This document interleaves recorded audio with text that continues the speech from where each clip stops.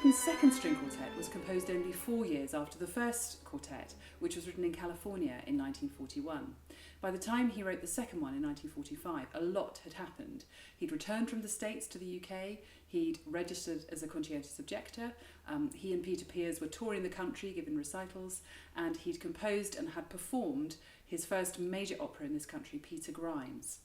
1945 was also the 250th anniversary of Henry Purcell, the English composer from the 17th century, and there were a series of concerts at the Wigmore Hall marking this anniversary, and this string quartet was premiered there. Britten was very interested in Purcell's music, and at this period in particular consolidated his interest. He started arranging a number of Purcell's songs for he and Peter Pears to perform, and the influence of Purcell finds its way into this string quartet, even though it's a non-vocal piece, in the third movement, the chaconne. And the chaconne was a form that Purcell commonly used. And it's a ground bass, a repeated bass line over which there are numerous variations. The whole quartet is in C.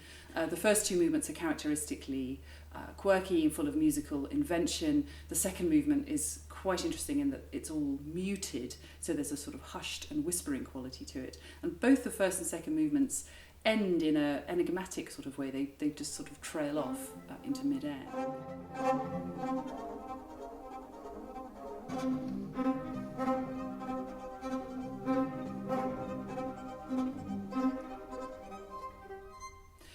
The third movement is the most substantial and in fact is longer than the first two movements put together, and this is the one that really focuses on the Purcell influence.